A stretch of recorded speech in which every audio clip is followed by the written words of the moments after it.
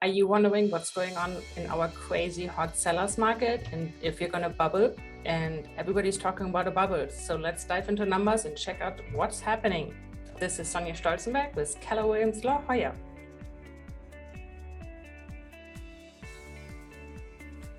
For all attached properties in San Diego for April, we saw new listings at 1133, pendings at 1,033, and closed 1,028 with a list to sales price of 107.3%. And the median sales price is now at $660,500. That is a 12% increase this year alone, what is basically $73,000.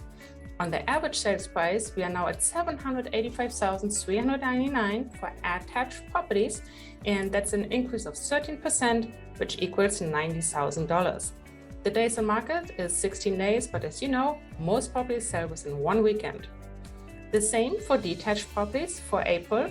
New listings 2,380, pending 1,863, closed 1917, list versus sales price 107%. Median sales price, we crossed $1 million. That's an increase of 18% this year, which is basically $150,000. The average sales price is now at $1,361,031, and that's an increase of 23% in just 4 months. That is $250,000. The days on market is 19 days. Most of the homes sell within one weekend. This slide compares new listings versus pendings versus solds. So in January, we started with a total of attached and detached properties together of 2,922 properties, increased by 172. Next month, we got 3,094.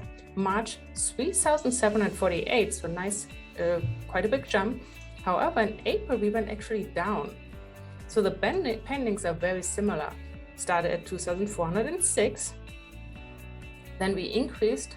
In February, we got 2,688 new listings.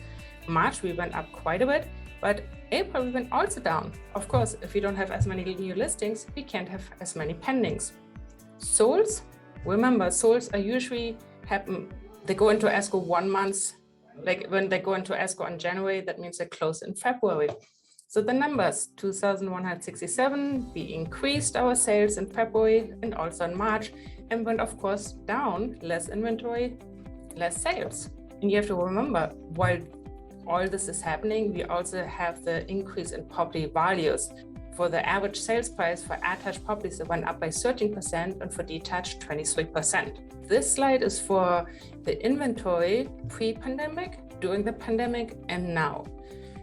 In January, we started at 3,059 for detached, attached 1,499, and you can see every year we went further down, with a difference between last year and this year for 415. February 2022 versus 21, we had 244 properties less. In March and 22, and we are down by 312 properties.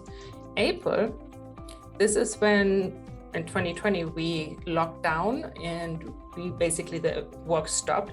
We still had quite a bit of listings. However, we dropped way down, basically 754 properties shorter than we were last year, and 1,187 properties shorter than pre-pandemic. So are we in a bubble? The biggest factors that affect our market are demand and supply. Demand. We do have less people. Instead of 150 people showing up and it being crazy open house, we maybe have 50 or even less, which I don't mind because I only look for the solid buyers that want to buy that home. We also have less offers. We don't have 20 offers. Sometimes we do. Most of them, we now have like 5, which again, that's great. 5 offers is much better to work with. We still have very strong offers that are come in high above list price, waive contingencies, so less doesn't mean it's not as good. Buyers still feel an urgency because of the interest rates rising. They're afraid to miss out.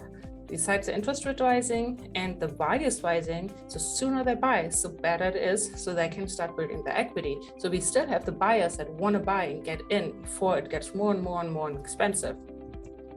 We do have a lot of cash buyers that are in the buying pool in pretty much any price range. And finally, the millennials are entering the housing market, which they stayed longer at home or rented longer, but they're getting out there now and going to buy. So that's a big buyer pool. What we also notice that a lot of buyers, the first-time home buyers, are actually getting help from families. Parents, they cash out stocks, they pull out equity out of their own homes because they have so much equity. So yes, the demand is a little bit down. However, we have the demand that is there is extremely strong. On the supply, we have less than 1 month supply. A healthy, neutral market would be about 4 to 5 months in San Diego. 5 and plus months would be a buyer's market. We are less than 1 month. Our new construction, which should help us with the inventory, is so sparse and limited. And they only build like 10 properties at a time, and then they sell them versus like 100 properties or 1,000 at a time, what they used to do prior to the recession. The traditional sellers that we usually see that upsize or downsize, they are kind of staying steady, because if they upsize or downsize, now they have to buy a property at very high interest rates. Of course, we always have the people, the sellers that are really motivated. Relocation, unfortunately divorce, or death, like things that happen and they have to move. Even for kids, for schools, the 3 things to watch are definitely the affordability, and it has gone down for detached and attached homes. The inflation, which went up, I don't have April's number yet because they don't come out for a couple of days, and the interest rate went up quite a bit. All this will affect buyer pool. Foreclosures, always a big subject. Are we going to get tons of foreclosures? No. As of right now, we see that the mortgage delinquencies actually continue to shrink. The reason for that is that a lot of mortgages were underwritten by high standards. That means you had to have money, you had to have savings, you had to be a really good buyer to begin with. A lot of buyers using a lot of money down, but means they have equity in their property, and because of the crazy market increase or value increase, they build so much equity. Even if they would default, they can sell the house and not lose money. California is one of the highest shares of current mortgages compared to most other states, which is amazing. And because of all those factors, our foreclosures are likely to remain very low. So what are we expecting? Are we in a bubble? No, we're not. Are we shifting? Shifting is the wrong word. I think we're going to adjust, because when the pandemic hit and everybody realized, oh my God, we want to have a house, we had a huge surge of buyers out there and not enough inventory. So yes, it's going to stabilize. I would say we stabilize, we adjust. We don't have as many buyers, but we have a lot of buyers. We have not that much inventory. So this is going to continue probably for several years. It's going to be not as crazy fast. We're going to go slow down a little bit. The market value is going to increase at a slower, steadier rate. And, the interest rates play a big part. So we got to watch out for them. But they're now great options for a buyer. You can do, for example, 10-1 ARMs, what means they come in at a much lower interest rate, like 2.7%. You can do 30-year fixed with a 10-year interest-only payment. You can buy down your interest rate. So there are different options for you as a buyer. For a seller, of course, you're going to get top value, a lot of offers. You got to make sure that you price it right, because you do want to get multiple offers. Even in this hot market, you can overprice. If you have any questions, would like more information, give me a call. I would love to help.